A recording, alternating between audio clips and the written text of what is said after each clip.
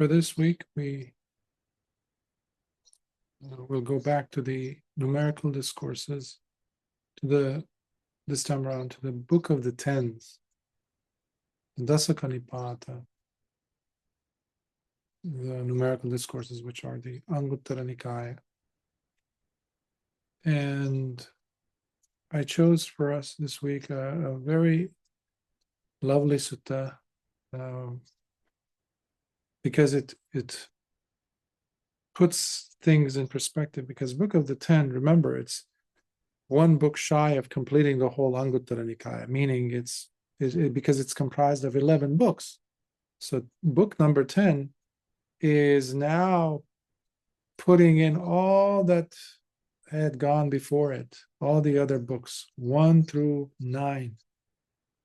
So you have so many different things, categorization. So, of course, the Buddha did not sit down and wrote a single thing, ever. These are discourses. And the compilation of them, which we call them as the Nikayas, for example, they have been codified, put in the order that we have for the most part, by the Arahant elders during the first council.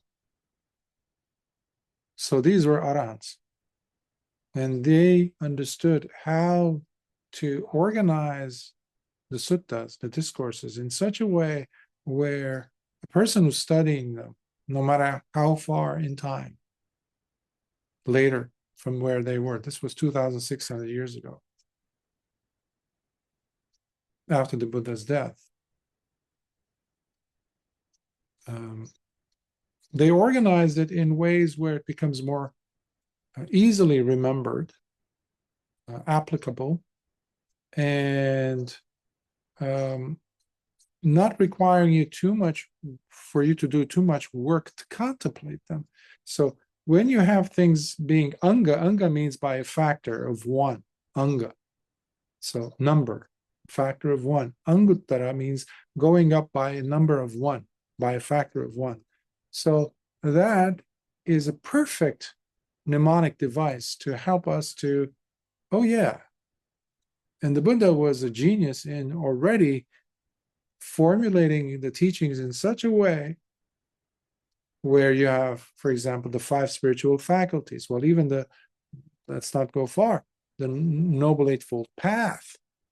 Boom, boom, boom, boom. One builds on the other. They all are connected in a beautiful way to point to the same place, to point to the same culmination of the holy life, which is freedom from suffering, freedom from birth, freedom from ever coming back to any of the rebirth cycles, ending it. So today happens to be a book from the Book of the Tens, and it is Sutta number 20. It is the Dutiya Ariyāvāsa Sutta. Dutiya means part 2. The first part is where we see the Buddha is simply listing them.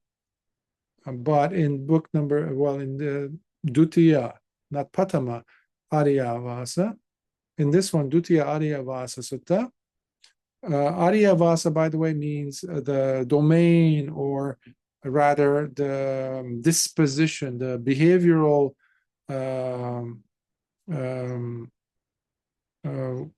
realm of the person, what their disposition, I think, is better. That's why I use this term in English. The attitude, where are they coming from? Ariya, noble dispositions. The noble one's disposition, the dispositions of the noble ones, part 2, therefore, in English. So it breaks it down. It's to use a banal term, you could call it as the cheat sheet of the Dhamma. How to quickly know where everything is at and what you are working towards. Okay? These are not suttas for us to just be inspired and moved by, and that's the end. you can read some writing, some haiku, some poetry, and you're going to be good with that if that's what you want. But becoming inspired just for the sake of becoming inspired never got anybody anywhere, ever, ever. Well, it got them back to samsara. It kept them there, in fact. That's not what the purpose of the Dhamma is. So, something that has to be said also is that is not covered much, that is not discussed much in all Dhamma circles, especially now, is the fact that we can only practice, we can only attain through this practice states of nobility, freedom in a sense, awakening, when there is still the teachings available to us. When the sasana is no more, when there are no teachings left of the Dhamma proper, I'm not talking about corrupt, adhamma. No, I'm talking about proper Dhamma, teachings that we have from the Buddha himself. When these are no longer accessible, available, then there is no possibility for any of us to attain. There's not a chance for anybody to break free from samsara. This is not being taken seriously, because it requires us to really sit down and process and try to understand what this means. Before the Buddha showed up, before the arising of the Tathagata, before he turned the wheel of Dhamma for us, before he bequeathed us this lovely teaching that is beautiful in its beginning, beautiful in its middle, and beautiful in its ending, before that, there were other practices, there were other religions. And when the sasana ends, there will still be other religions, other things that will come up, and people will believe views, etc. But they will not be based on right view. They will not be the Dhamma. So what do people do during those times? At the most, you can merely gain more good merits. That's it. That's it. That does not equal breaking free from ignorance. By doing good deeds, you do not become awakened. That's what I'm saying. By being generous purely, because that's what they're teaching you, the other religions, to, they call lovely terms like purification, this, that, and then you join with some God figure or something. Nope. The most you're going to do is buy some time in some heavenly realm. And then your return address is back to samsara. You are in samsara. You never broke free. So awakening only happens in this tradition. You don't have to believe what I'm saying here, because if it's just what I'm saying, it's coming from me. No, but it's coming from the suttas. In the book of the Fours, the Buddha is very clear. He says, only in this tradition, this goes for all those people who be very apologetic of the Dhamma. Yeah, they try to integrate and make it part of the world, religions and all that, equal, level field type of a mentality, to their own detriment and the detriment of others, unfortunately. The Buddha says that Bhikkhu type number 1 can only be found in this tradition. The second type of Bhikkhu can only be found in this tradition. The third type of Bhikkhu can only be found in this tradition. The fourth kind of Bhikkhu can only be found in this tradition. And when he's asked, he says, the first type of Bhikkhu I'm referring to here is the Sotapanna. You do not find it in any other tradition. Period. This we have to grapple with. This is something we have to really understand. So the Dhamma is not a matter of simple choosing or feeling more inclined to. You have to really think why you're practicing the Dhamma. It's the only way out. The second type of bhikkhu is a reference to the sakadagami, the once returner. The third type of bhikkhu is the anagami, the non-returner. And the fourth type of bhikkhu is the arahat. Bhikkhu, of course, here the Lord Buddha is using it in reference to a noble person. So you could be a lay person, of course, and attain the first, second, and third. Even the fourth, but you can't stay as a lay person at the stage of an arahat, of course. But I wanted to say that to highlight the importance of why we practice, why it's important for us to really have right view in our practice. You could be practicing, could be doing many different things and call it, yeah, I'm practicing. Oh, you might even call yourself a practicing Buddhist. But what is it that we are practicing? That has to be always checked in reference to the suttas, which we are covering. That's the whole point of this endeavor. Today happens to be, I think, in this series, it's 185th week.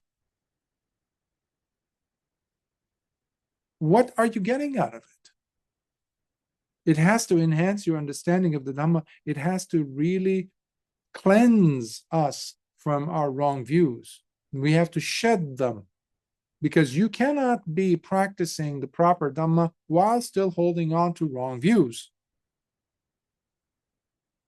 Something's got to go. It has to go.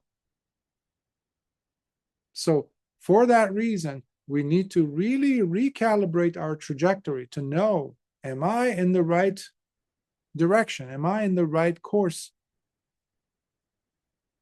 Or am I making my own version of the Dhamma, which is one of the biggest stumbling blocks in the world today? Because we have so many things being said, spoken, so many places, so many versions. Most of it are incorrect. So without spending too much on that, very important point, however, let's dive in. So this is from the Dasaka Nipata, Book of the Tens, AN 1020, Anguttara Nikaya 1020, 10.20, that is. Dutiya Ariyāvāsa Sutta, Dispositions of the Noble Ones, Part 2. Let's begin. Once the Blessed One was staying at the town of Kammasadhamma, in the country of the Kuru people, where the Blessed One addressed the bhikkhus as he instructed them by saying, Bhikkhus, there are these 10 noble dispositions of the noble ones. The 10 states that the noble ones of the past used to abide and dwell in. At present, too, bhikkhus, the noble ones of today dwell in them, and in the future also. The noble ones that are to come will dwell in them as well. Now, what are these 10? First, here a bhikkhu has given up 5 factors. 2, he possesses 6 factors. 3, he has placed the single guard. 4, he is endowed with the 4 supports. 5, he has abandoned all wrong views about the spiritual path. 6, he has given up searching and roaming on in an endless quest.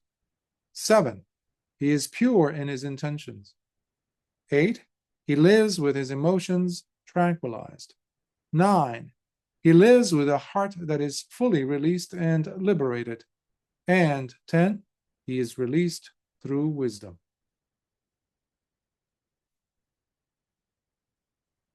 By the way, this portion would be the sutta that preceded this one. So Patama Ariyāvāsa was just that. So this one, Lord Buddha will unravel each of these. The previous one he doesn't. He just lists them. So, by the way, just a few things to be said here. Kuru, the Kuru people, or from the Kammasa Dhamma or Kuru country, this is the same place. It's a famous region because some of the most important suttas, like the Mahasatipatthana or Satipatthana, was recited there, was given there, among other very important suttas. So this is a region in India, was a region in India that had very intelligent, or rather more than intelligent, wise people. The public were very eager to listen and to understand and to ask questions. So they were able to absorb. They were able to, because their disposition is, or was, very accommodating. They had depth. So whatever you would give them, it would send down its roots. Just like in the case of the Kalamas, or the case of Dutiya Sutta, where Lord Buddha was teaching the Kalamas, they also were very much ready to receive something that is so avant-garde. You never see such a thing ever in world history to this day, where the teacher says, don't listen to what I'm saying just because I'm saying it, but practice what I'm saying and see if it actually makes sense to you. And once it does, go ahead and follow it. To this day, you don't have that in other traditions. Everybody wants to become somebody, including, actually, ironically enough, in Buddhist monastic traditions, where everybody wants to become worshipped as a teacher. You have many cults. In robes, Theravada. Let's focus on that for a minute. They do not correspond to the teachings of the Buddha. The outlook, the whole premise is wrong when compared to the way the Buddha taught and what he taught.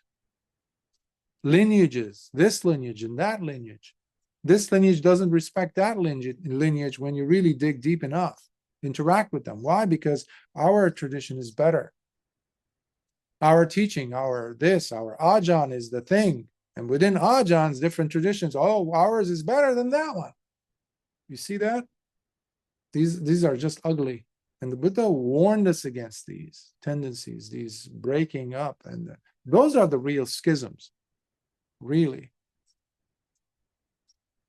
Not just the schisms that, occurred initially between what eventually ended up being Mahayana and Theravada, eventually. No, it's constant. It's every day it happens. So these individuals were ready to absorb, and that's why the Buddha is giving them the essence, in a sense, of the teachings by breaking down into 10 groups, 10 principles, which now he's going to elaborate. And if you noticed, he mentioned noble ones, dispositions of the noble ones. So you can think of the noble ones not just as the Buddhas, of course, because Lord Buddha is talking in plural. And you can only have one Buddha at a time in a world system. Otherwise, the universe will collapse. It will tear up. It doesn't handle two Tathagatas. Existence cannot handle two Buddhas at the same time. It's too much power, too much purity. It cannot handle it. The fabric of existence would break apart. Think of a light bulb, and you send in a certain electricity, let's say a wattage. Well, it has to correspond. If it's too much, the light bulb is not gonna be there anymore. It's gonna blow up. So that is the purity of the Tathagata. But Lord Buddha is talking about noble ones. He's taking in it all the categories of noble beings, both.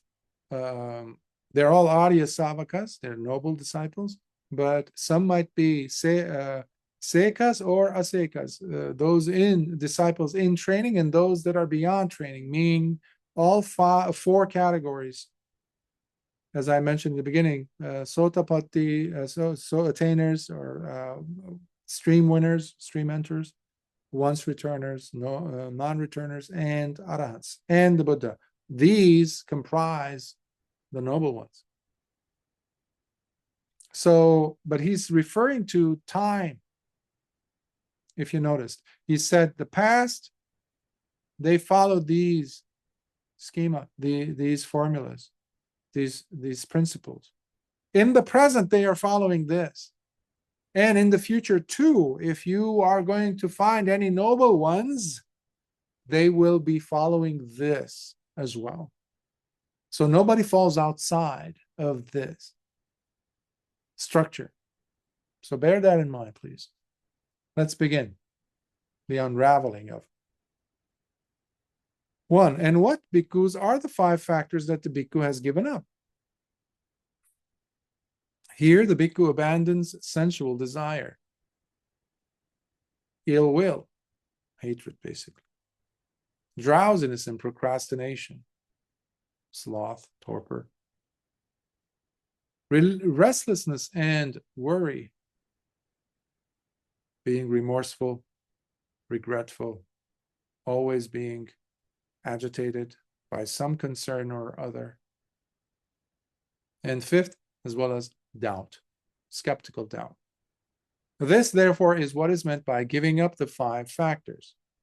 So what Lord Buddha is referring here to are the pancha nivarana, the 5 obstacles or 5 hindrances that show up, not just when you are practicing meditation or when you're trying to get into a jhana,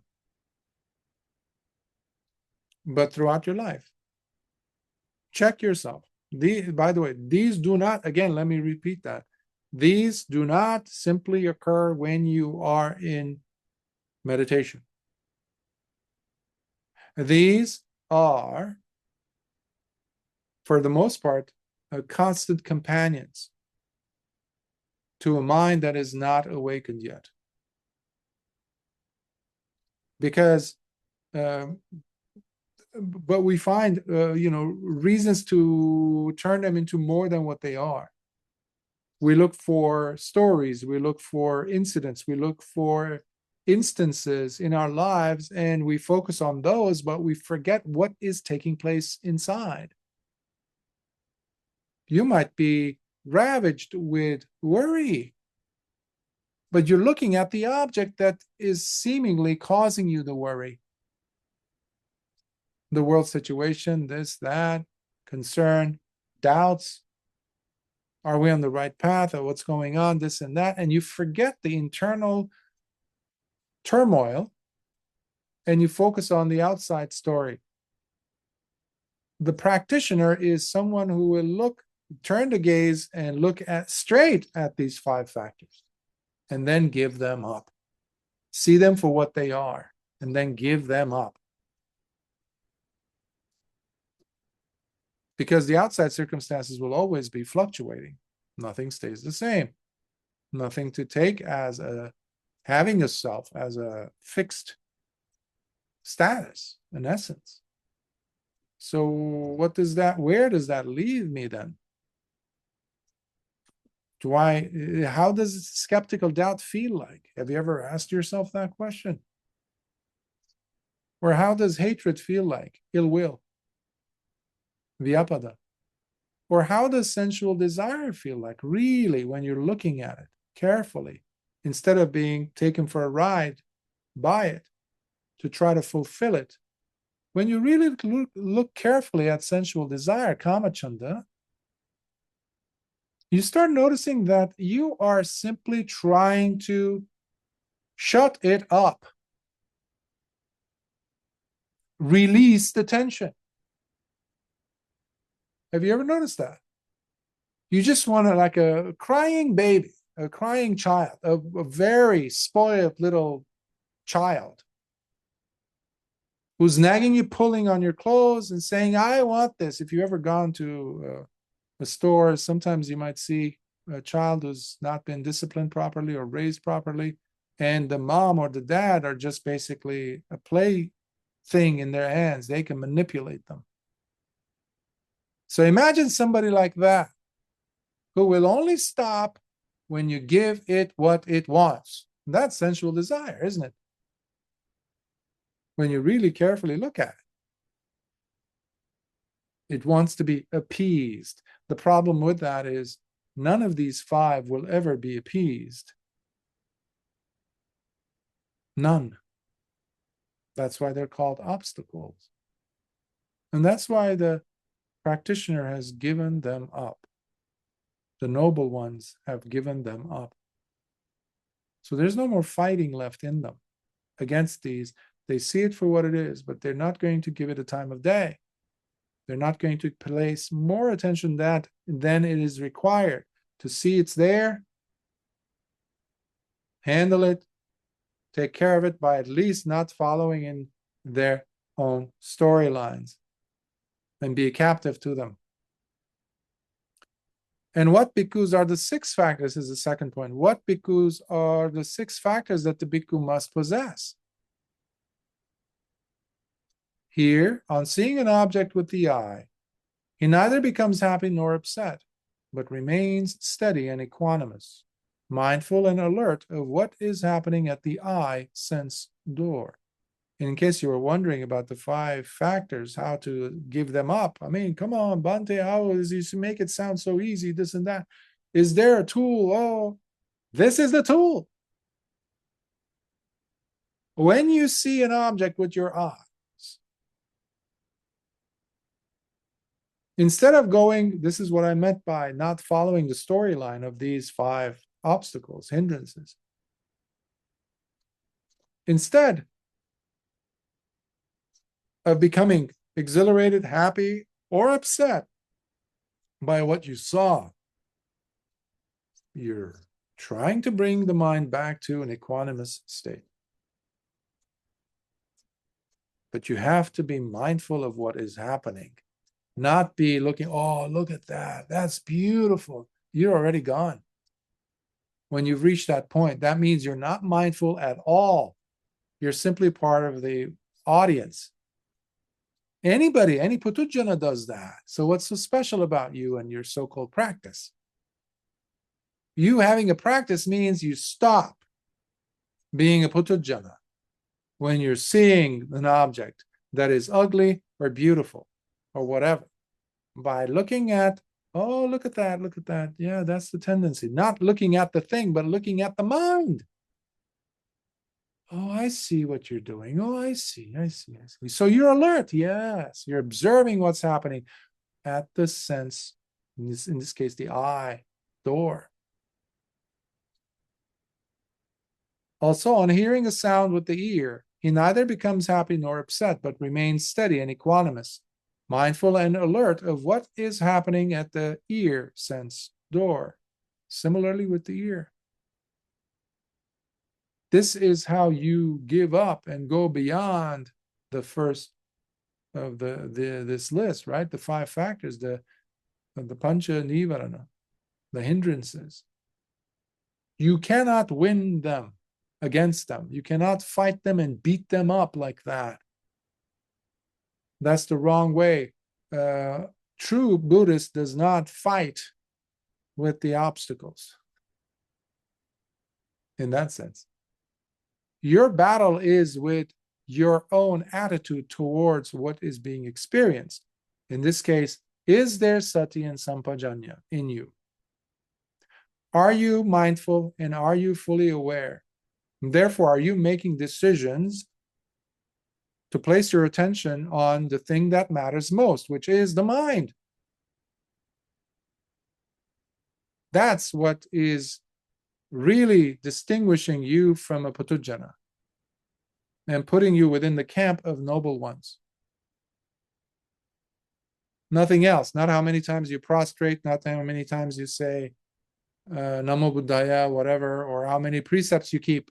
None of that matters at that point, when the mind is not there. On smelling an odor with the nose, he neither becomes happy nor upset, but remains steady and equanimous, mindful and alert of what is happening at the nose sense door. If you run out of my meditation objects, Sometimes people experience that. Oh, Bhante, I don't know what my object is anymore. I'm so confused. Okay, you have constant mindful, meditation objects at your disposal, specifically 6 of them, at least. Pick one. They're always happening. They're always there at your fingertips, so to speak. You will never run out of meditation objects, ever, so long as you're alive. On tasting a flavor with the tongue, he neither becomes happy nor upset, but remains steady and equanimous, mindful and alert of what is happening at the tongue sense door. Highlight the term equanimous. Equanimous does not mean you're daydreaming or you are completely numb. You're unaware of what's happening. No, equanimity is not unawareness. Equanimity has everything to do with wisdom. Equanimity has everything to do with focus. Equanimity has everything to do with ekaggata, unification of mind, bringing it into one-pointedness. You're aware of what's happening around you. You're at the center of that one-pointedness, by the way. Nothing escapes you at that point. You are not trying to muffle. You're not trying to silence anything. You're simply not holding any, not taking any sides, either becoming happy or upset, or completely leaving the scene by becoming oblivious, which is moha, delusion. That's why equanimity can never be moha. Equanimity has everything to do with panya, with wisdom, with understanding. But there can never be understanding taking place if you are either happy or upset. That's another thing we have to be mindful of. You will not grow in wisdom if you are simply taking the side of the pleasurable, the happy, the colorful, versus in opposition to the negative, the ugly, the painful. So pleasure and pain will not teach you much. Understanding pleasure and pain through equanimity will, however. On touching a tangible object with the body, he neither becomes happy nor upset, but remains steady and equanimous, mindful and alert of what is happening at the body sense door. On cognizing a mind object with the mind, he neither becomes happy nor upset, but remains steady and equanimous, mindful and alert of what is happening at the mind sense door. This last one of the 6 is the head of the gang. The mind is the boss. Because you might see something and you look away and you're no longer seeing that thing, but now it's still reverberating, it's still playing along on the screen of your mind, which has turned it into a sanya, a recurring theme, which then you might even end up seeing in your dreams throughout the day, throughout the weeks.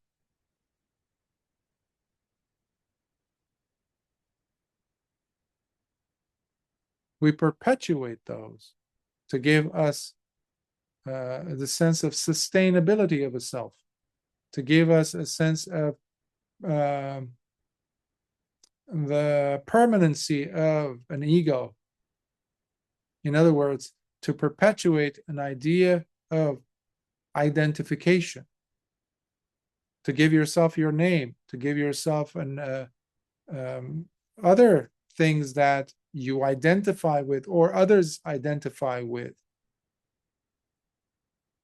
So you're trying to pour concrete around you. Put yourself in a bucket and pour concrete in it and hoping that it's not going to, it's going to hold you in place and not change. So sannyas are what this whole thing leads to when you're seeing all these things, sannyas, perceptions, that is. But the mind is playing them to keep things interesting for you, to give it a notion of you versus I, this versus that,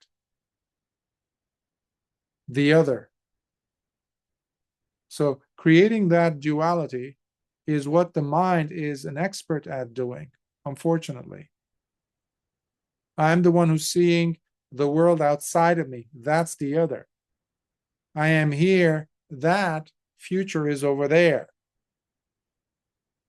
So that is the quintessential donkey following that stick, carrying a carrot, trying to bite the carrot, and never the twain shall meet. Never. But it can keep you actively engaged throughout your life until you croak and die. And there goes another life. So one of the best ways to narrow it down, and this takes practice, this really takes a lot of practice, and this training is leading us to that, which is to get to a point where you're observing it being the whole mechanism is revolving around two things: the mind that is observing phenomena, things, in this case, mind objects. So you're seeing things as simply mind objects. You're no longer just looking at the chair out there in the real world, so-called, but you're looking at the residual effect of that impulse, that feed, the information that came to the eyes and into the brain, and now the mind has captured that. That is a mind object now. Well, who's observing it? Who can see it? Who can be mindful of it? The mind. So now you're looking at it in that fashion. So now you slowly, with practice, you can expand this to other areas of your life. With practice, takes a lot of practice to be able to see it as nothing more than an engagement between mind and mind objects. That's why Lord Buddha said to Bahya, when seeing Bahya, there is just seeing. That leaves no room for mind objects. The person is fresh. The person is present. They have nothing to carry over to the next moment. They live in the present. That is the meaning of be here now.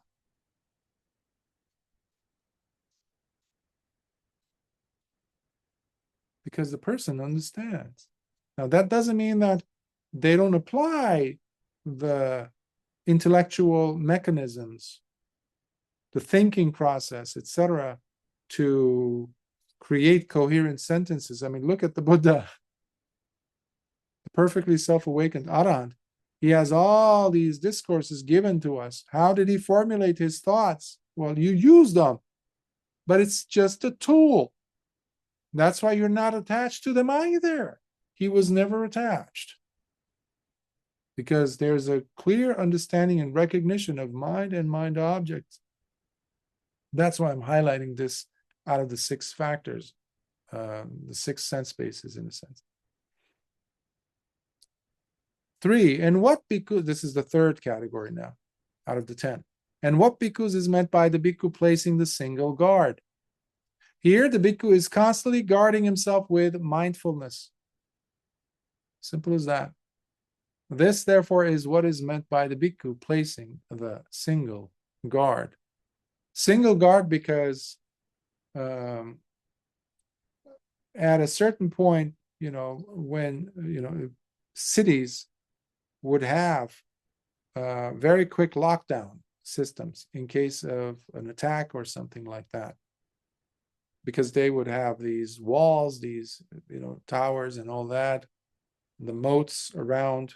So they would have one access point at some, sooner or later they would have that. And that would be especially in after hours in some places, they would have one single person standing guard with a shift, obviously. But that person had to know who's coming in and who's going out, who is a foe and who's a friend, who to trust and who not to. Mindfulness, when we have that in place, cannot allow anything bad to come in. It will highlight, it will expose with its powerful spotlight any wrong views that might be perpetrating our present way of thinking, our well-being. Mindfulness is the one that's going to say, what is that I'm experiencing? Is this hatred? Oh, I want to change the world. Okay, what's going underneath it? Now you're applying Dhamma Vichara, thanks to mindfulness.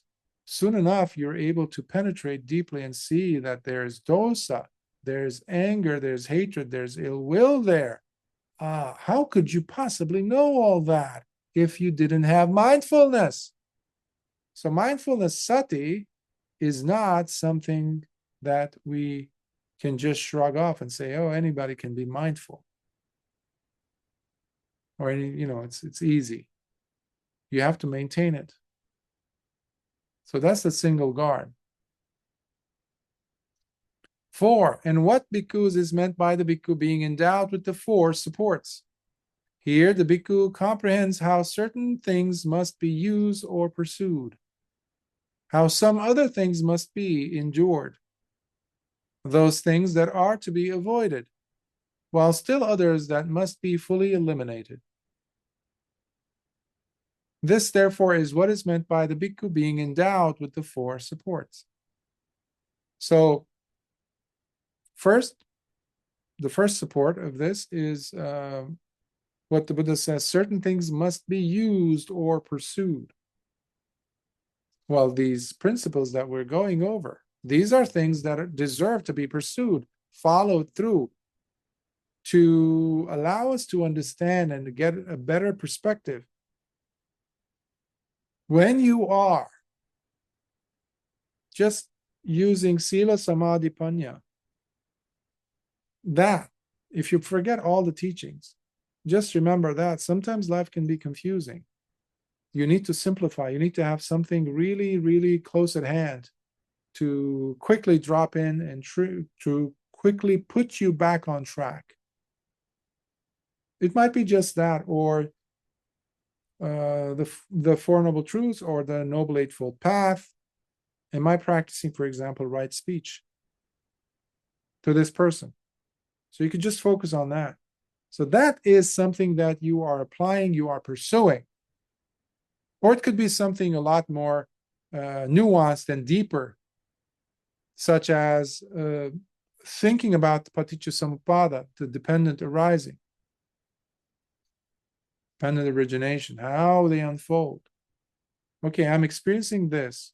Let's say I'm experiencing holding on, grabbing, upadana. How does upadana show up? Well, it needs to have these 2 half chains, half linkages on either side, one over here, one over there. In the middle is upadana. Think of them as chains, right? With a full chain, the link is upadana. We're using that as an example. The other half chains on either side, one has to be what?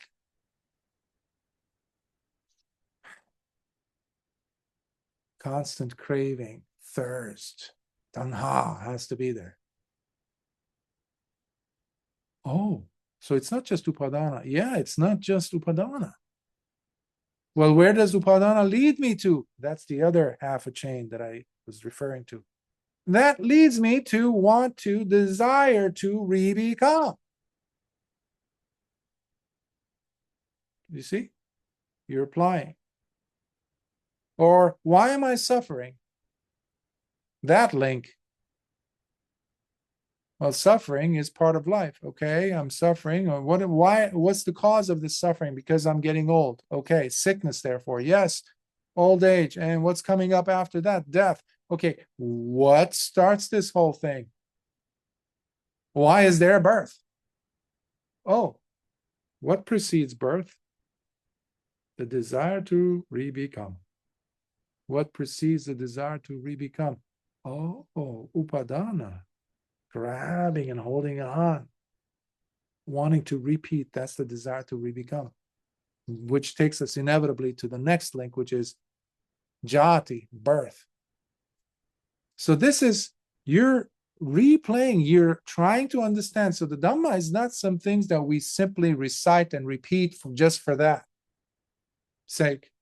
It has to be understood. The Buddha never says just memorize. Countless suttas, the Buddha discusses this to try to explain to people.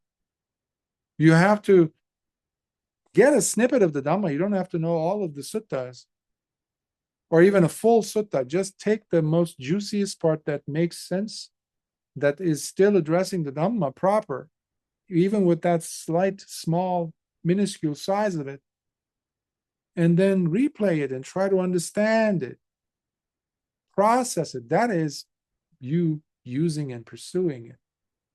Or the example of others who have gone before you, the noble disciples, for example. How did they do it? Each of you bears the name of a noble disciple. Each of you here. You think that's a good tool to use to remind yourself to work towards something? Now you see whoa, this is expanding. This is making more sense. Yeah, because you're applying things now. Now, as far as enduring, that's the second support, right? How some others have to be endured. In other suttas, we have, for example, the Buddha speaking on gadflies, weather, cold, sickness, worldly conditions, the 8 worldly conditions: gain, fame, loss of that, losing status, all these things, comes and goes, not being tossed and rolled around by any of these. How? The highest virtue that the Buddha, the virtue that the Buddha considered highest is to be patient. And without patience, you cannot endure anything. And this path, every day I discover that it requires another layer of endurance, another layer of patience. Just when you think you got it, all of a sudden life comes and throws another curveball, as the saying goes, at you.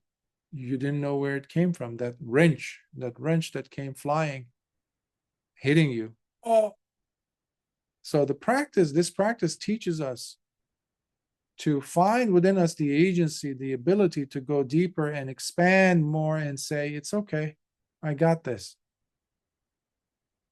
It's okay. And you have plenty of other role models in the history of this sasana who have seen far worse than we could ever face in this life, no matter how difficult it is that situations you're going through. So enduring those, and things to be avoided. That's the third category. So when you are thinking of what we used over there, went over the 6 sense doors, right? We said you need to apply mindfulness and alertness and to stay equanimous.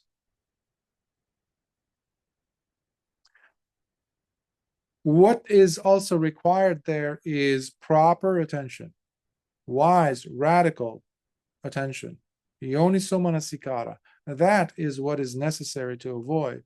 To know, for example, who among the people that you hang out with are really worth hanging out with, or maybe none. Instead of listening to your old tapes in your brain that says, no, no, no, I have to spend time with them because they're my friends. We have so many memories, this and that. That means you're sending yourself back to the slaughterhouse. You're wasting valuable time. You're killing yourself and your chances of attaining freedom from pain and suffering for whatever reason, but not worthy reasons. Why? Because you do not have wise attention. You have ayoniso manasikara. So in the suttas, we have examples of, for example, the bhikkhu avoiding wild elephants using yoniso manasikara, using wild horses, or stepping away from the main road where there's carriages and chariots going past, back and forth, or avoiding the path of a wild bull or a cow. If you ever walk in India, in many places, you will encounter cows on the streets. And in the suttas, including Venerable Bahia and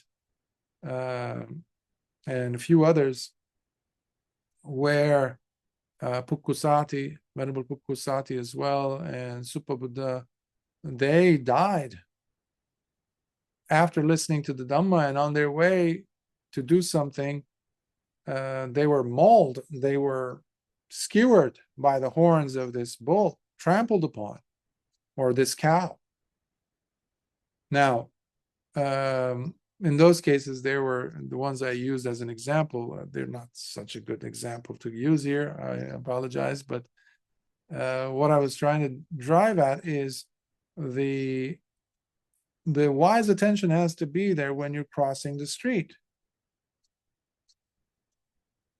When I first started walking back and forth from my dad's store to our house by myself, I remember my dad kept telling me, look at both sides of the road before you cross it, not just one.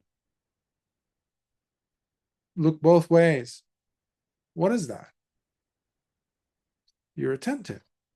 So in order for us to avoid, we need to know, but specifically in the terms of the Dhamma, we need to know, what are we engaging with? What are we really doing?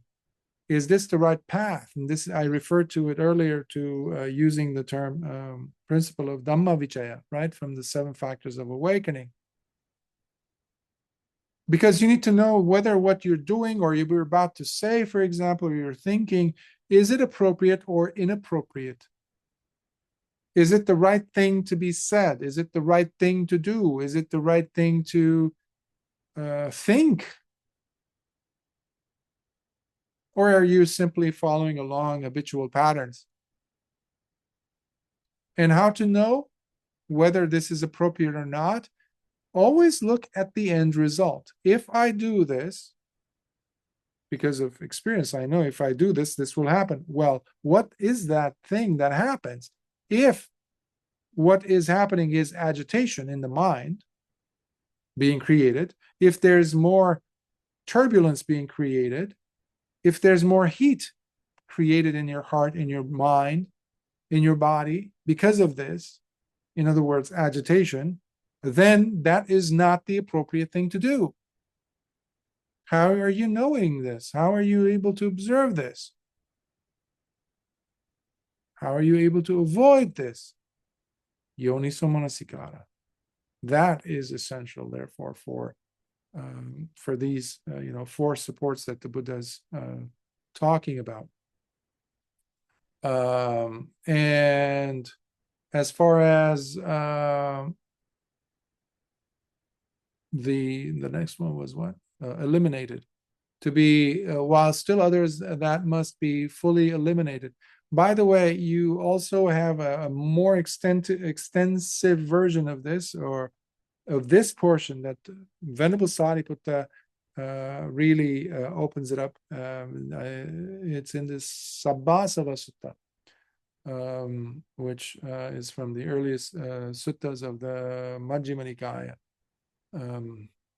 And it's Sutta number 2, if my memory serves me correctly.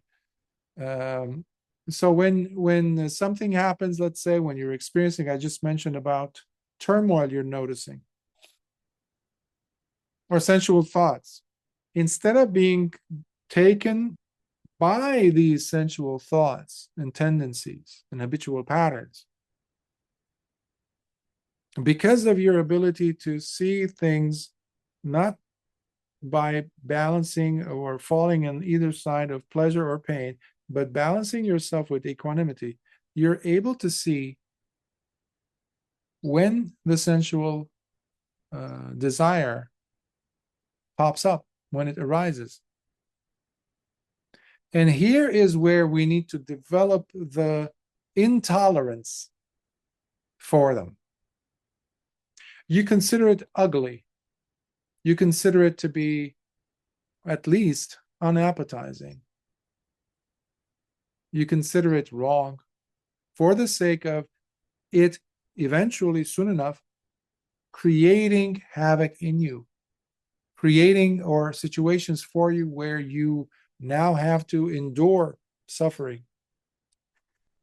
Here I have to say something about our understanding of Nibbana, our as in and how it has been presented, unfortunately, in the majority part of the last at least few hundred years, where Nibbana has been equal to a state where once you attain, let's say, or you realize, excuse me, or whatever, however you want to describe it, once you're in that Nibbanic state, let's say, what people have said is, naturally these things, these habits will fall off of you.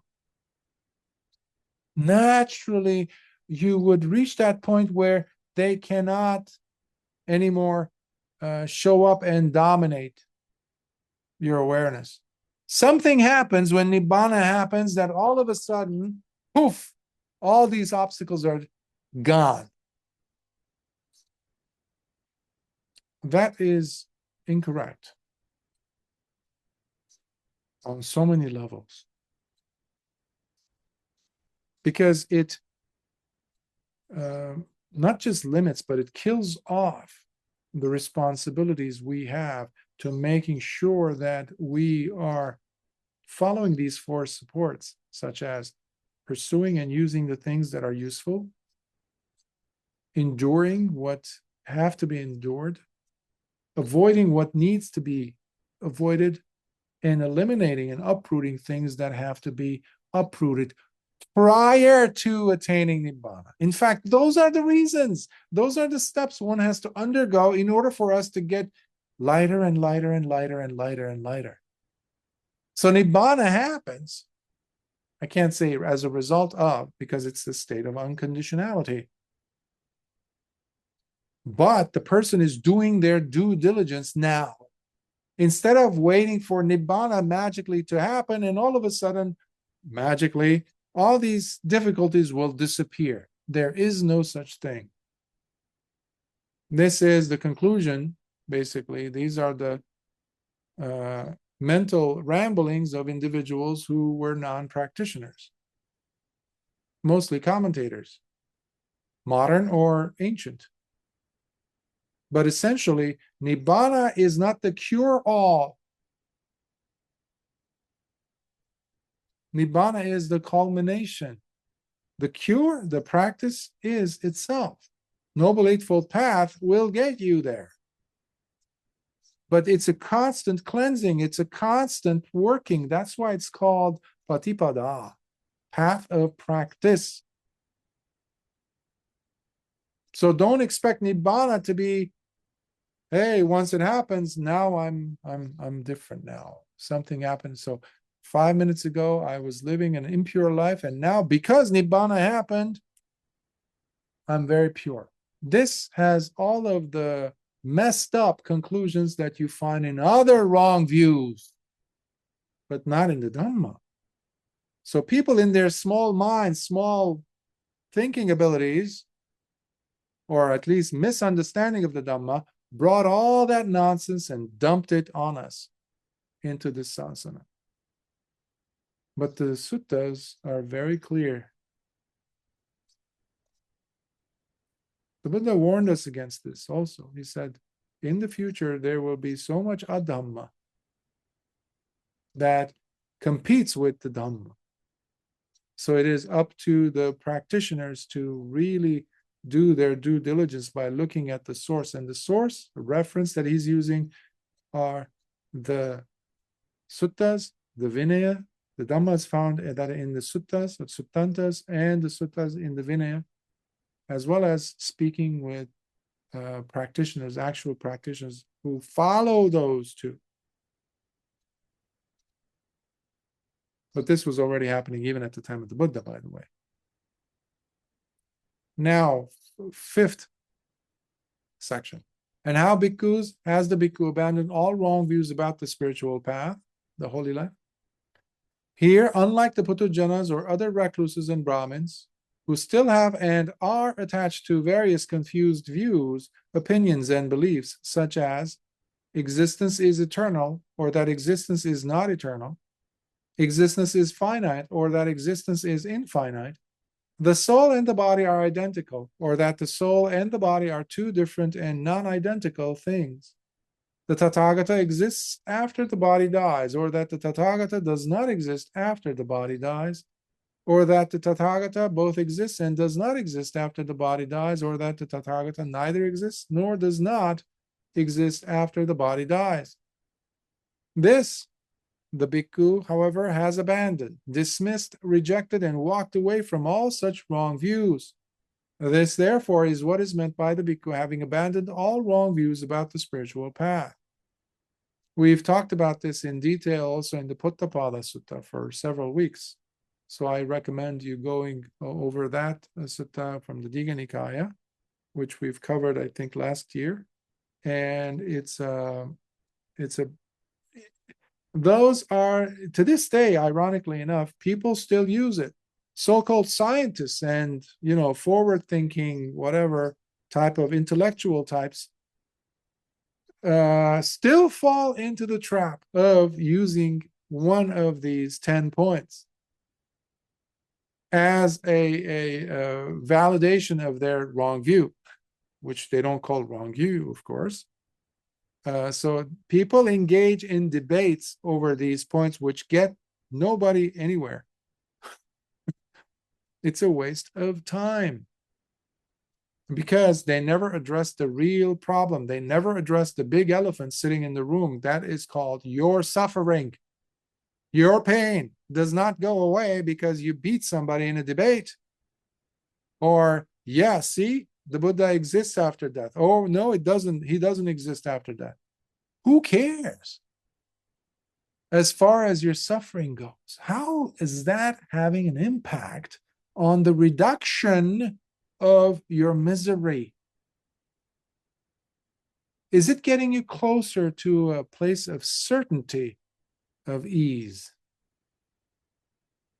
of feeling protected, of safety, which the Dhamma is? Is it giving you any of those things? Then what are we doing wasting? So this is another ploy that the ego-driven world promulgates, unfortunately, and it will continue doing so. That's why, for the most part, the world will not appreciate the Dhamma. They will not taste the Dhamma.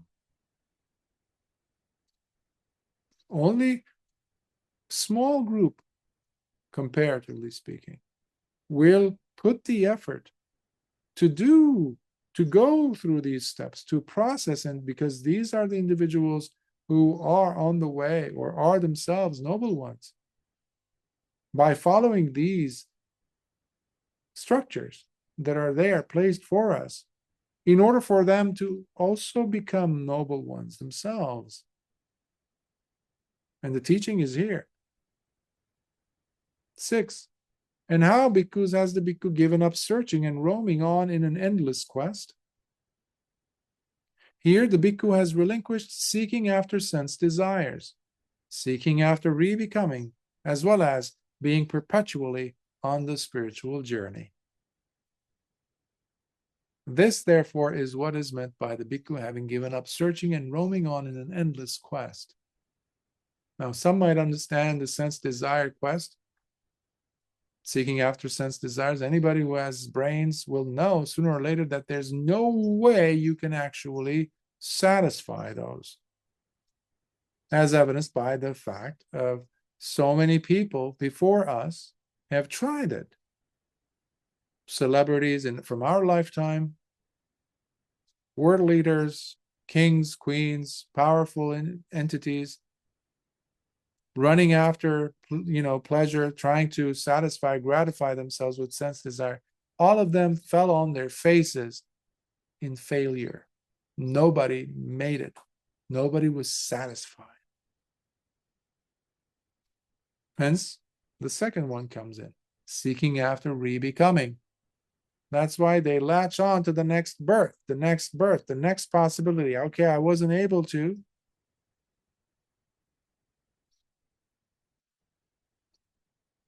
Attain.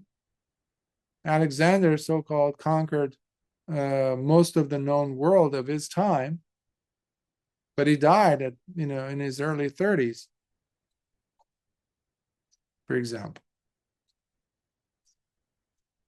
You think he didn't end up in another life with that much greed? Are you kidding me? The lust in the heart will not stop at the moment of death.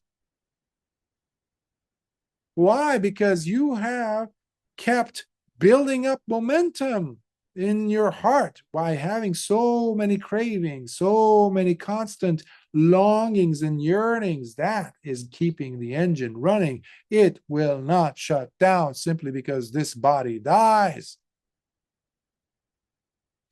The momentum is great. And I'm not even talking about the momentum that was created in your countless past lives. So Noble One sees this and gives up that search for more re-becomings. Which takes us to the third one. How about the spiritual journey, the quest on the spiritual journey? People, because it's spiritual, we automatically presume that it's noble, it's right, it's no. So many people are misled. So many people take the wrong path and consider going on these endless circles of quests without realizing that it's another form of distraction.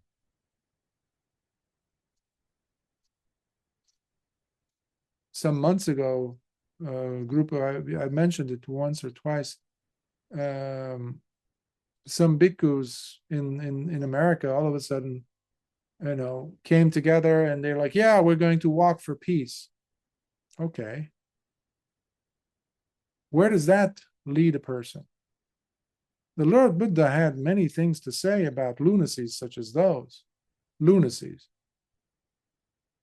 Because it doesn't take you to Nibbana. Where are you going? What are you doing with the walking for peace thing that you've deluded yourself with and others with? Nobody got a single iota of Dhamma.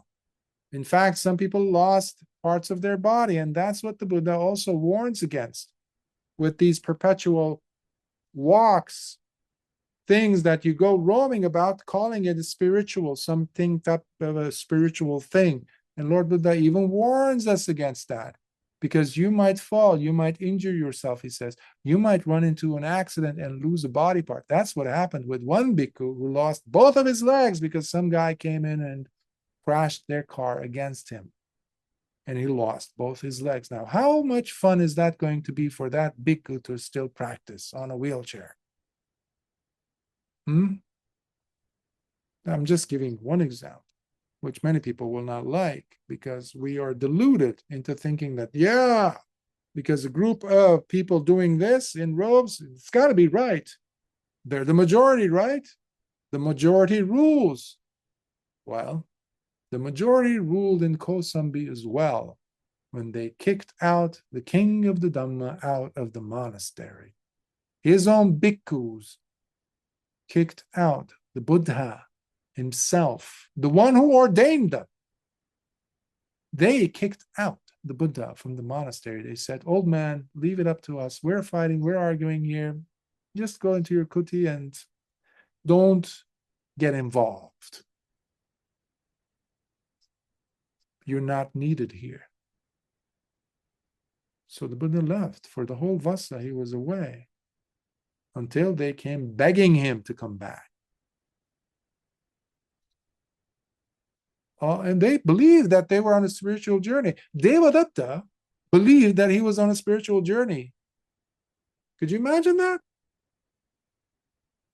That shouldn't be so hard to imagine because that's what we have around us.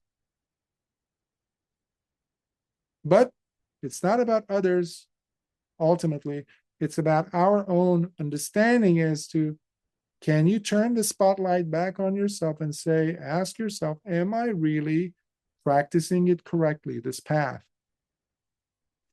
Where are my hang-ups? In other words, you need to be improving from point A to point B. And this is a key thing that the Buddha stresses for the bhikkhu to constantly, not just the bhikkhu, he says it as the bhikkhu, but every practitioner. We all must be checking in to the quality of the heart to see whether there is improvement or not. And if there isn't, not to sit there, skulk, and just moan and, mope and blame yourself and be remorseful. That doesn't get us anywhere. But to move out of that state by seeing where you're going wrong. Because Mara loves you to be on a perpetual journey, In the old days when Ajahn Man, people of, arahants of that caliber, who would go on a walk to go through the jungle, they would do so for a purpose.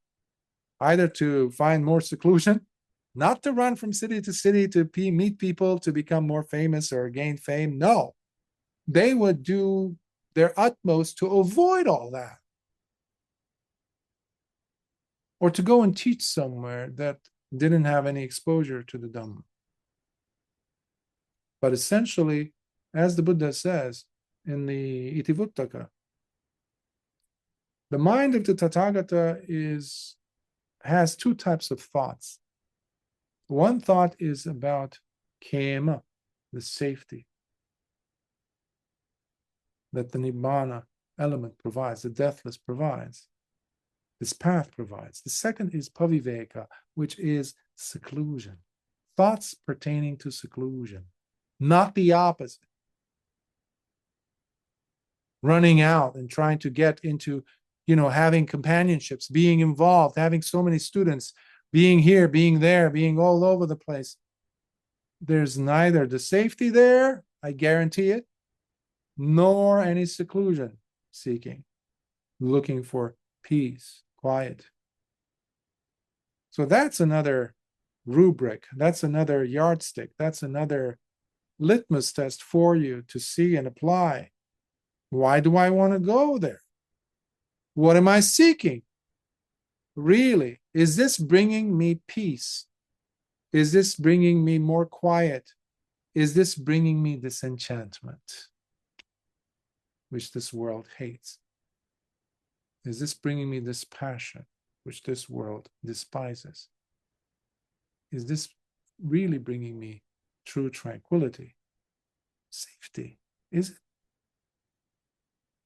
The world will never give you those things, safety and seclusion. The world functions in the opposite direction. And that's called the holy life. And if you're not practicing those things, you are definitely not practicing the holy life.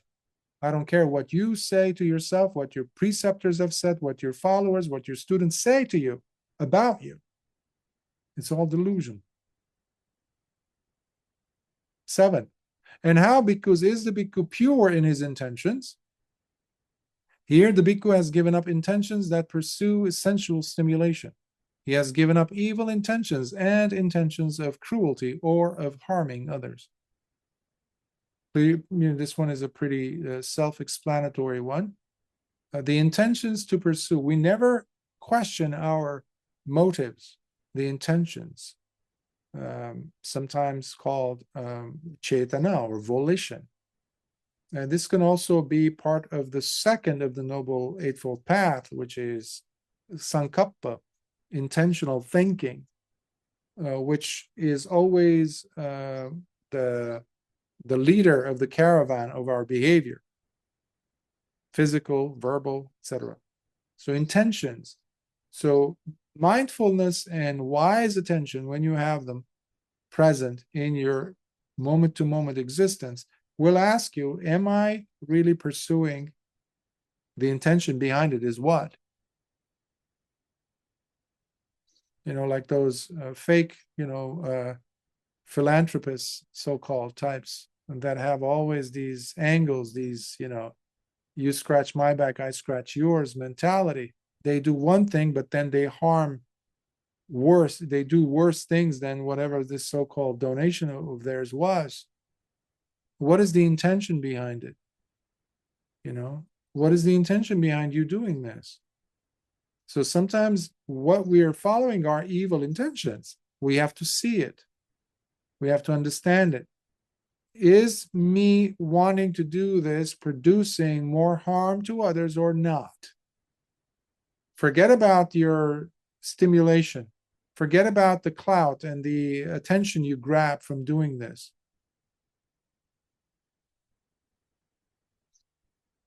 Is this ending up harming myself and others? Now you're actually talking about adisila. This is the higher virtue. No wonder this is a quality of noble ones. Because this, if you notice, this is all happening internally. The person is carefully scrutinizing their mental behavior through and through all of these categories. 8. One moment, please. And how, bhikkhus, does the bhikkhu live with his emotions tranquilized? Here, due to having given up both pleasure and pain, thus ending both happiness and sadness, the bhikkhu enters upon and dwells in the 4th jhana, which has neither pain nor pleasure, with purity of mindfulness pervading throughout as he dwells in equanimity. This, therefore, is how the bhikkhu lives with his emotions tranquilized. This is the, I guess you could say, ultimate form of being beyond the bounds, the influence of the tendency to either be exhilarated with joy or the opposite, anguish. That state of neutrality or equanimity where it really, really gets settled in the mind of the practitioner is what we understand as the 4th jhana. So where emotions are really tranquilized. Okay. Yeah, unless you have a specific question later on, I don't, we've covered this many times, but if you do have it, just ask at the end. Otherwise, I don't feel a need to say more on that. 9. And how, bhikkhus, does the bhikkhu live with a heart that is fully released and liberated? Here, the bhikkhu is freed from the passion for wanting. He is freed from hatred, and he is freed from delusion. This, therefore, is how the bhikkhu lives with a heart that is fully released and liberated. You are not ultimately captive, being held captive by other things, other beings, not even by Mara. It is our old proclivities, specifically the defilements, the greed, the hatred, and delusion, lobha, dosa, moha, the 3 poisons that are called, that are running the heart, that are running, that are causing you to carry weapons, pick up weapons, rods and sticks from life to life at others, to be full of anger, to be full of anguish too.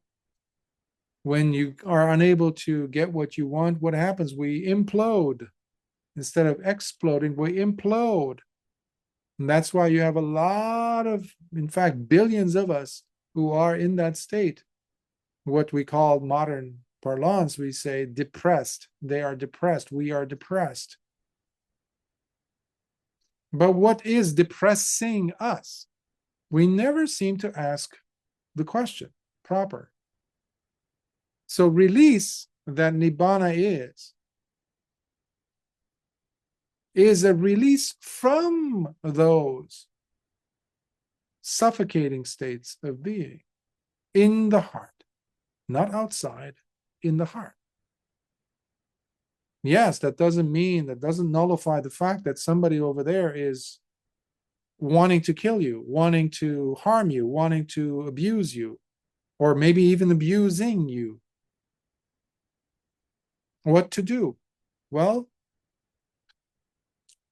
removing or releasing yourself from suffering does not mean that you need to be neglectful of your responsibility to protect yourself. Of course, you need to protect yourself from outside factors too. We're not delusional here. Life has these forces. There's people who don't like us. Welcome to the world of humans. But once you've taken care of that, you also have to be working on real protection for yourself. And that comes from the harm that we cause ourselves. And that's the thing, because the person over there who wants to harm you might be here for this life, but you might not see them for many, many lives again. But you definitely will be carrying your defilements in your heart with you wherever you end up. That is the real enemy. So we're releasing and liberating ourselves from those hidden drives, those hidden sankharas, those habitual drives that keep dragging us into the cycles of more suffering. So those are the things. Greed, the wanting. Because there are some tendencies we give a pass to. We say, no, it's okay to want, to yearn, to long for. But when it comes to hatred, anger, we say, no, it's a displeasing emotion. We don't like that drive. We don't like that. Delusion, yeah, we don't like that. But wanting is a good thing. No. You have many systems of thought today where people are encouraged to want, to be greedy. It's celebrated in society to want, to grow the business. That's greed. That's why nobody can actually claim to be driven by these and still call themselves to be practicing the Dhamma.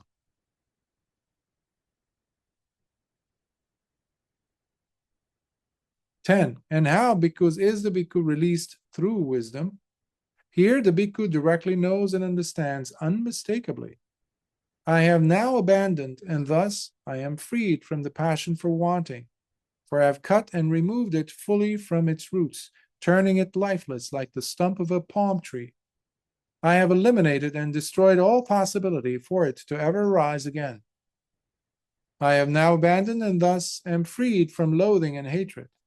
For I have cut and removed it fully from its roots, turning it lifeless like the stump of a palm tree. I have eliminated and destroyed all possibility for it to ever rise again. I have now abandoned and thus am freed from delusion. For I have cut and removed it fully from its roots, turning it lifeless like the stump of a palm tree. I have eliminated and destroyed all possibility for it to ever rise again.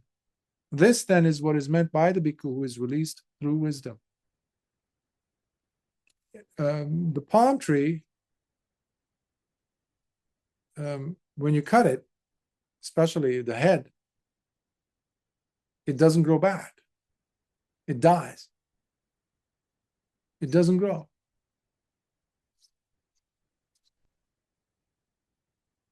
One thing that we tend to do is we take off a few leaves off of the palm tree and say, yeah, we're good. See, I have one less leaf. Yeah, for now. One less branch. Yeah, for now.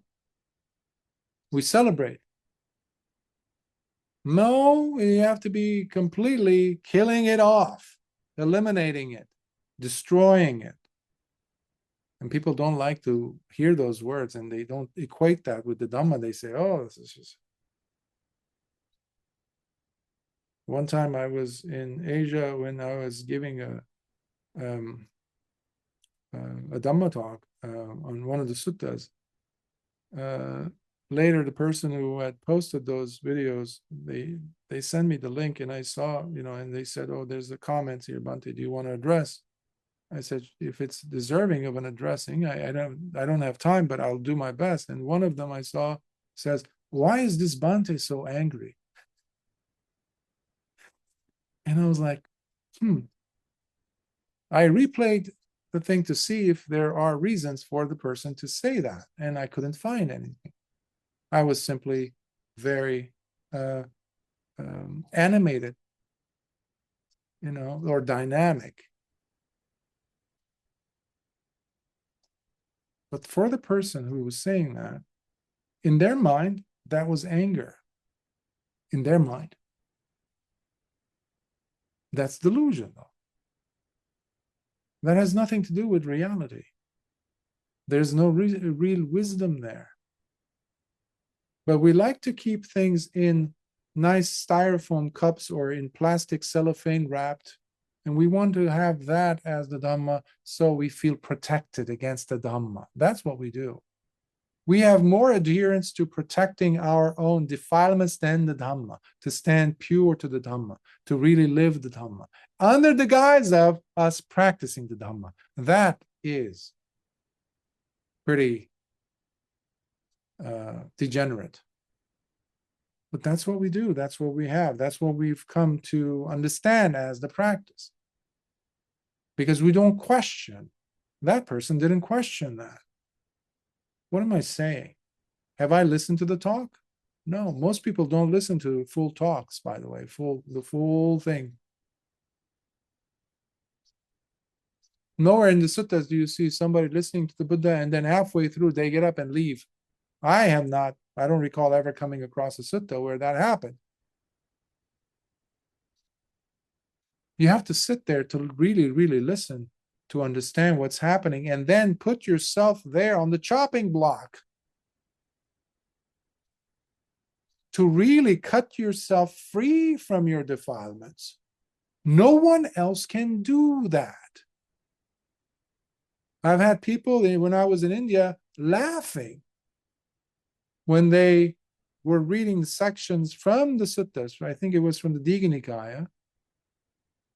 Afterwards, they reached that point at the end of the sutta where it said, and after, as this was this discourse was being given by the Buddha, 60 disciples attained arahants, and 100 became non-returners, and 120 or 300 or 500 became once returners, and 1,000 or more became stream winners.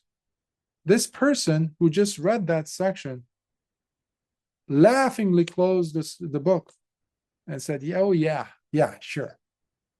That doesn't happen today. I was stunned.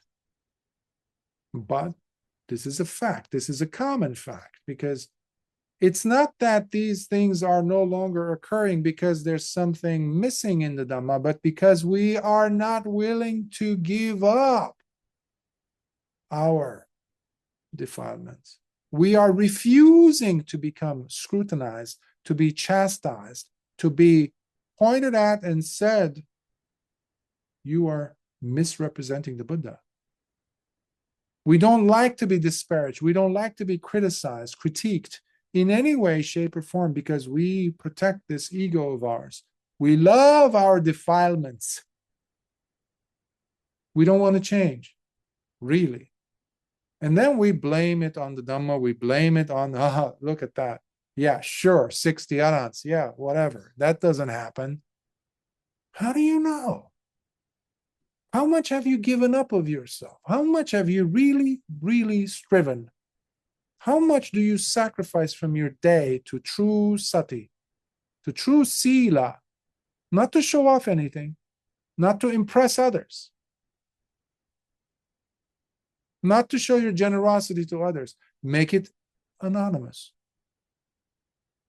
Most people can't do that. No, I have to let other people know in the community. They have to know that I'm giving this much money. They have to put my name on a plaque in golden letters. Okay. That's your reward. Forget about going any further than that. There's still defilements there. Very ingrained. You are not that palm tree that's been cut in half. It's still growing. Therefore, bhikkhus, whatever noble ones were to be found in the past, they all possessed these 10 noble dispositions, these 10 noble states in which they used to abide and dwell. Whatever noble ones that are to be found in the present, they all possess these 10 noble dispositions, these 10 noble states in which they abide and dwell. Whatever noble ones are to be found in the future, they will all possess these 10 noble dispositions, these 10 noble states in which they will abide and dwell. Sad, sad, sadhu. And because we are living in the present, that makes us prime candidates of being noble ones on the path to becoming them, if we are practicing these. And by the way, if you practice one, you're practicing the others as well. That's a hint. So don't think of it as A first, then B, then C, then you will never be able to complete the holy life on that, with that tempo. So I will stop here and see if there are any questions and comments, clarifications, if there are any. Yes, Bante. Yes, Upali. You have a quick question on the fourth disposition you mentioned regarding the comments on equanimity and sitting with it during sensual desire arising, if you've got sati and sampajanya to notice it. You mentioned that obviously if you're in an equanimous state with no pleasure or pain, but then you mentioned when you look at the sensual desire for what it is, and I think some of the descriptors you used would steer me towards giving me the sense of the negative, if that makes sense. So I suppose a little bit more of an elaboration on when you're sitting with equanimity, sorry, whilst looking at sensual desire, how do you then stay with that while seeing it for what it is, if that makes sense? Have you, when you wash the dishes in the sink in the kitchen, have you ever experienced like dirty dishes with some oily substances there, dirt, oily plates, for example, or a bowl, and then you drop a droplet of either bleach or detergent? Have you ever noticed what happens to the dirty liquid? I've noticed it, sometimes, especially if the angle of the sun's rays or the light rays are hitting it from a certain angle. So you have this rainbow colored, feature there in the water. That also is a telltale sign of what happens, because sometimes it's not very clear, especially if the water is clear but dirty, nevertheless oily, for example. That's what I mean by dirt, by the way. So when the bleach or the detergent falls, the interesting thing, for me, it's very interesting to this day, I would just see that whole conglomerate oily substance move aside to the edges. That droplet I'm using as a metaphor, the droplet of detergent I'm using, or bleach, I'm using it as a reference or a simile for properly being present, which does not happen without mindfulness. Now, this is, by the way, I don't know if your question was touching on this as well, or referring to this as well, but mindfulness, sati, sampajanya, basically opens the door for in-depth yoniso manasikara. wise radical attention, which goes deep into the root. Yoni means the place of origin, the matrix, as Bhante Nyanananda calls it. You're looking straight at it. Without the bells and whistles, you go straight at it. Full awareness might be you're getting in more detail, but it's kind of fuzzy still. Unless your wise attention is so strong and so sharp that you can't help but also be sharp. That has to do with the practice level. But the oiliness that I was referring to, the residue, the dirty bowl, whatever, that's a reference to either the intense joy and sense pleasures, or the pain, the opposite, pleasure or pain. Either of these are dirty. So essentially, one has to be equanimous in reference to these two. You're not being pulled either this way or that. Now, there is a gradual way of training a person, however, in this, given the person's proclivities or tendencies in relation to or vis-a-vis their sensual pleasure seeking. For somebody like that, who's very easily infatuated, let's say, with sense pleasures or whatever, things to do with the senses, they really get enamored, they really get captivated by it. For such a person, it's such a big leap to have them leave that and not go to straight to equanimity. That doesn't happen so easily for some people. So what they do is, okay, why don't I use the counterpart of this? Pleasure, there's the pain. So this is very well demonstrated in the suttas in relation to bhikkhus who happen to have, and bhikkhunis, who happen to have lust for the opposite, sex, okay? Where they might be very aroused if they saw something. And because they're practicing sati sampajanya, they become aware of this and they feeling shameful of that they have this still. So this is not a mental enforcement on yourself to try to kill it off. It doesn't work like that. But it does allow you that forcefulness. It brings you face to face with reality. When you call yourself a hypocrite and saying, I'm supposed to be a bhikkhu. What am I doing thinking about that? What if the great arahants were to look into my mind and saw what I'm thinking? This is, by the way, hiriyanottappa I'm talking about. Wise inner moral shame, wise inner moral fear. I can't do it. Oh my God, what if Venerable Sariputta saw me? Or even worse, Venerable Moggallana or the Buddha. So the person then has used sati sampajanya properly because they have now hiriyanottappa, but they still have to do work.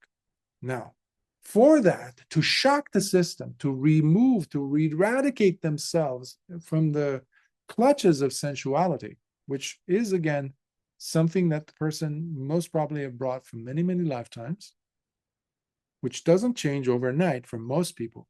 You need to create the appropriate measures, the appropriate circumstances for that transition to happen. So far, so good? Okay. So then, in this, the example that I'm thinking of is the presentation of the opposite to the sensual feeling, the gratification seeking. What is that? Usually for those bhikkhus who were able to handle this, they would take themselves to the cremation grounds to see the opposite, the ugly, the shocking. And it goes in gradations. I remember when I was in Nepal, and I went to a cremation ground, which was right by the river. They usually have to have a river to allow the ashes to, flow. They dump it into the water to flow it. But then I saw a body that they had just placed. They were putting the piles of wood and they were about to light it, but there were others in different transitions, different stages of the burning. And there was one that was almost burned. I know I have to put like, waivers or not waivers, but, disclaimers or, heads up. Whoever's, faint of heart, might not like to hear this even. I think that's a sad thing for human beings to be, oh, I'm shocked. I can't. This is the whole point that I'm making. So I saw a body on a chart on one of those pyres. Big chunk of the wood had, well, it wasn't as intense as it was. Then I looked, oh, what is that? That doesn't look like a log. And I saw a human foot sticking out that was not yet touched by the fire, by the flames. And there was this intense smell of burning flesh. Now, this was a big, I was prepared going in, of course. I wanted to go see. That was my opportunity to see. So a person like that, who is very much mesmerized by the flesh, beauty, this and that, that person might need to see something of the opposite nature. Again, this might be too much for such a person, granted. For them, the Buddha would use other examples. Sickness, so let's say, or old age. There was one bhikkhu who was about to be getting married, actually. And he didn't want to get married, but they had convinced him, his parents, and he's like, okay, fine. So on his wedding day, during the event, he sees an old lady of 120 years old. Meanwhile, he's captivated by his wife, who is this young woman who's beautiful. And he's looking at her, he's like, yeah, I can't believe you're going to be, yeah. And then he looks over and he sees an old lady, 120. And he chats with her very briefly and realizes very quickly, apparently his merits were also very much intact. And he realizes at that moment that his wife also, if she were to live that long, she was going to become like that. And that completely killed off his desire, his lust for sexuality and all that, sensuality. So this person did not need to see a dead body burning. All he needed to see, a body that is aging and in sickness. But several years ago, we did the Devadutta Sutta, the divine messengers. When a person dies, they are met with, in the hell realms, they are met with King Yama. And he asks every person landing there some questions. And he says, have you met the first messenger, the divine messenger? Second, third, fourth. Basically, have you seen a person who's old? Have you seen a person who's sick? Have you seen a person dying? Have you seen a dead person while alive? Have you seen them? So there's no way around it. We have all seen these. So essentially then, the point is to transition not just beyond pleasure, but as well as pain. Because so many people are very much captivated by pain because that gives them a sick sense of pleasure. Because it's so convoluted. But that's the same thing. It's still defiled. It has ill will there too. Lust there too. So all these have to be relinquished and moved away from. But it has to be done in transition. Again, you have to gauge it and see, always checking the outcome. This has to be key. We do it all the time. If you go to a restaurant and you pay a lot of money to get some food and they put a big plate that's mostly empty and there's a 3 peas in there, eventually you're going to stop going to that restaurant because you're not satiated, you're hungry. Why? You looked at the outcome. You look at the outcome. How is this benefiting me at the end? So similarly, when you're doing these things, it has to be the outcome, it has to be tranquility, which comes from equanimity. And equanimity also has within it wisdom. Going after pleasure and pain do not. They don't. And equanimity comes when we apply the escape.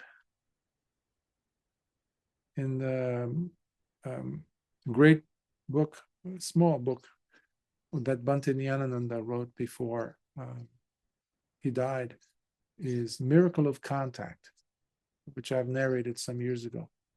It's a beautiful book, and he says it many times, but the escape from these tendencies has to happen, because there's always the danger of seeking gratification, which never delivers. You're going to fall, you're going to fail. But we have to go through this cycle until we get it through our head, and it's like, this is not boding well for me. I have to change my strategy. And that's where you become disillusioned by this whole craziness and you step out. That's Nissarana. That is the escape. And no one can force you. You have to get tired of this whole sham and say, this is for me. I have to release myself. No one can release you anyhow. Because no one, only then can you really truly appreciate that release, when you release yourself from pain.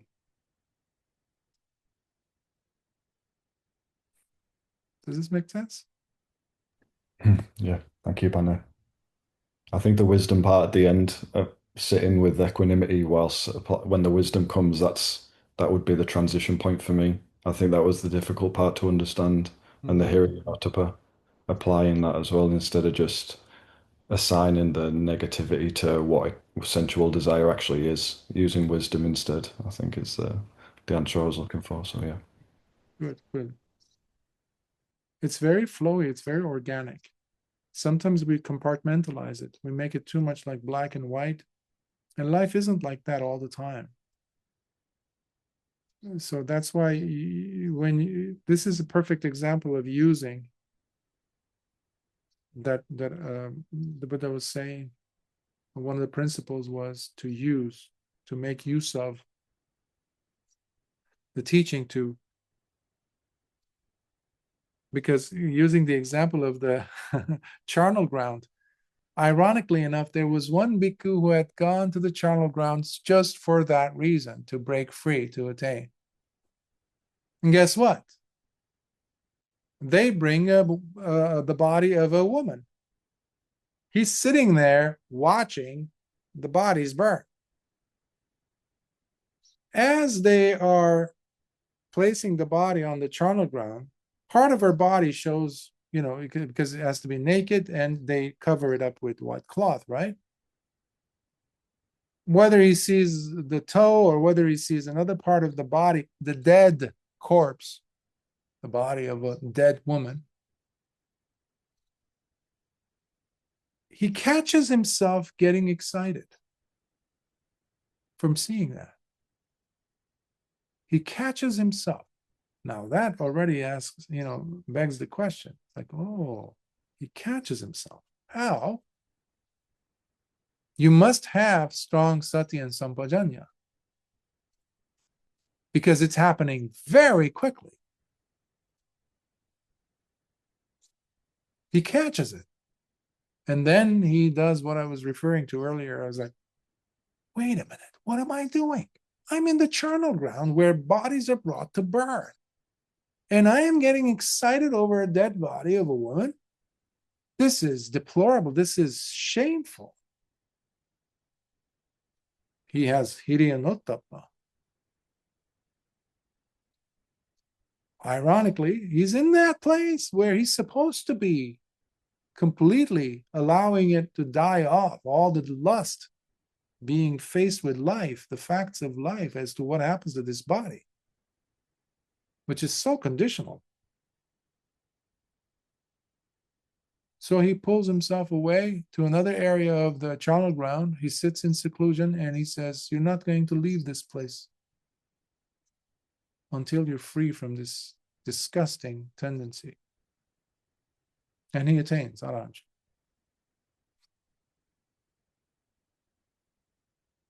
through his own efforts. But wisdom has to be there. So there's nothing that is being done forcefully by running away from pleasure to pain, because that has been a major obstacle in many, many teachings and religions in the world. To run away from this to that. Well, no, you're still in the loop. You're still going to be cycling through. You're still on the slaughterhouse path. There's no freedom. And that's why the Buddha said, and I mentioned this in the beginning today, there is no breaking free from samsara in any other tradition. No teaching. If they do have right view, then yes, but there is no right view in any other tradition. But we have to protect it. It's like a candle in the storm. That's what we're doing here. To go back to the source, to go back to the Buddha's teaching, free from all the other junk that came over the centuries and that is there today even. So that you can put it into use in your own laboratory of your mind. Any other thoughts, questions? I have a quick follow-up question. Yes. You talked for a while about using the opposite, so using the repulsive. It's tricky for me. It's almost like you play whack-a-mole, and that doesn't get you closer to equanimity. So it actually makes you more tense. So I was wondering if you could talk about there's something wrong there in the application if it's like playing whack-a-mole. So if you could speak to that, that would be helpful. Yes, absolutely. If you are playing it or doing it as a whack-a-mole, in case people don't know, whack-a-mole is like a game. It has many, many holes in it, and you use something that looks like a sledgehammer, but it's not, and you hit this thing that like a mole that comes out, the animal, and then you have to be quick, and you never can predict which hole it's going to pop its head out of. So I think that's what you're referring to. But the mind is trickier than that. But the key thing here to remember is that what you mentioned over there in your question, but it ends up making us more agitated. It creates more heat, creates more tension. How do you know that? You're observing what's happening. So on one hand, you have the old tendencies coming up. You see something, most of us are reactionary beings. You see a beautiful thing, you look at it. Now, the whack-a-mole part comes in when immediately it starts punishing you. It starts chastising you simply for the fact that you saw it. This is what I notice also happen in people, in their approach. And they jump to the other extreme, therefore. No, I'm not supposed to, which is very, I think the term is puritanical, it's not healthy. That does not have within it equanimity, for sure. So we need to look at, or in the case of an observation, seeing something with the eye. Can I take a step back and look at it as merely an eye that's looking, or an eye that was looking in this direction, that thing popped into my line of sight? Because we have sticky fingers. Sticky fingers in the sense that we like to latch on to things. Oh, this is what the Bhante was saying. This is what the sutta is saying. This is another form of delusion. This is another form of seeking Sakkaya Ditthi. We are trying to find an essence or an essential, substantially there being, either in myself and that there is that connection, that dyad, which keeps us on the mundane level between pleasure and pain, between good and evil. That's why it's mundane. It doesn't allow us to go beyond. Now, here is where you need to apply yoniso manasikara, wise radical attention. How? By looking at, okay, am I in a good space right now when I am relating to this beautiful thing that I saw, or the ugly thing that I'm seeing? What is my relationship to it? Usually, most people don't even get to that level. They don't ask. We don't ask. We're just reactionary. We just follow along and then feel guilty as a result. Right? We feel guilty because we did that. That is far away from a state of equanimity, as you can imagine. It doesn't give us that peace. Equanimity has within it peace. It has within it safety. It has within it wisdom. It has within it focus. As I said, it has within it ekaggata. Attention comes in to one-pointedness. There is no position taking in equanimity. So you see the eye as simply an object, an organ that is seeing a visible object, period. It ends there. Now, this has to be done many, many times. This doesn't happen because you just, oh yeah, that you read something in the suttas and it makes sense, and from that point on, it just, it sticks. It will take some time for you to go back, to go through it, because sometimes what we do, what I notice is we like to look for that magical verse, magical statement or teaching from the Buddha. And once I read this and think about it, it makes sense logically. From that point on, there should not be any dukkha in my life. It doesn't work like that. Even your body needs to digest the food you eat, which you took a long time to digest, to in fact prepare. It needs to really go to, after you chewed on it, it has to be really digesting properly. And eventually in the large intestines, it starts to be releasing its nutrients. It's a process. That's what I'm trying to say. So we like to have quick fixes, but it's a step by step. It's a anupubba sikha, anupubba kiriya, anupubba patipada. It's a gradual doing. It's a gradual training. That's what you're doing. Is this touching on, answering your question, by the way?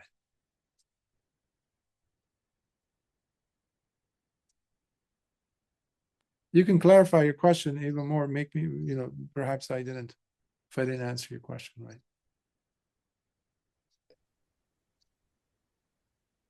What I'm taking from your answer is that the judgment needs to go, and that it takes repetition time. Equanimity knows no judgment. Equanimity, you can think of it as a basin of metta. A domain of metta. And how could you be understanding without metta? It's impossible. Metta has understanding in it. It's not just loving kindness, feeling fuzzy. No, it has depth to it. Now, remember, many of these teachings, whenever we're exposed to them, what they will do, however, is they will rake, and they will go down and pull up from the sand things that have been stuck there from our past. Meaning how we used to think, function, how we relate to the practice. So the judgmentalism that comes up with many of us in our practice is a big problem. Some people don't have that because they have not had that as a big component of their past in the practice. So this is very important to specifically in relation to working with a teacher. The students at the time of Lord Buddha were very fortunate, as you know, because he would know the whole gamut of the person's functioning. He would also know their past. But we don't have a Buddha now. We have the Dhamma, nevertheless. And that serves as a placeholder for a Buddha. But we also have ourselves. So we need to relate back, how am I feeling right now? You said the word judgmental. I didn't say it. That came from a real, authentic place of experience for you. So, and every time you are relating to the sense pleasures, let's say, including hiri and ottappa, I had to constantly over the years change the English definition for hiri and ottappa because many people relate wrongly, mistakenly towards hiri. As I remember when I first gave my talk on hiri and ottappa, some person was very upset that how could I be advocating for shame? Because in English, many people translate hiri as shame. So I had to tweak it and call it wise moral shame. Moral, even that word is very bad in many circles. They don't relate to it in a positive way. A wise moral shame, wise inner moral shame, because it has to be there, that sense of shame. But that is not toxic shame, what judgmentalism is all based on. And the same thing with fear. Earlier, I was giving the example to Upali of that monk who's sitting there and having the lustful thoughts towards this female body, dead body. And then he's thinking, oh my, what am I doing? If Bhante so-and-so found out, if they read my heart, my mind, it's like, oh, it's unthinkable. And that is uttama. It doesn't have the judgmentalism in a sense. That is a more Western or, Christian, mentality, Judeo-Christian Islamic thing to it. We don't have that. We have chastising, we have like criticizing, but for a purpose. We need to understand this is the wrong path. Okay, take the right path. Okay, we move on. So if I am coming from that place within me when I'm practicing my relationship to the six sense spaces, to get to equanimity, to understand with yoniso manasikara, I'm also checking to see how I am ending up at the end. Do I feel downtrodden? Do I feel smashed? Do I feel squeezed? Do I feel beaten up? If I do, something is wrong. That's not equanimity. I brutalized I tortured myself. That's not the Dhamma. That is violent. That's why it needs to have metta in it. So do you see multifaceted? It's so multifaceted. It's so many nuances to it, but it's one Dhamma. It's not complicated. Even though it might seem if we look at it but it's all fits into place. There's kindness involved. And the Buddha calls that decency and kind consideration as a crucial part of the practice. To be decent towards yourself, kind. You don't treat anyone else with judgmentalism in your relationships with them, but you would do it to yourself. That's how we are. But that's wrong. So we are fixing it step by step. Is this helpful?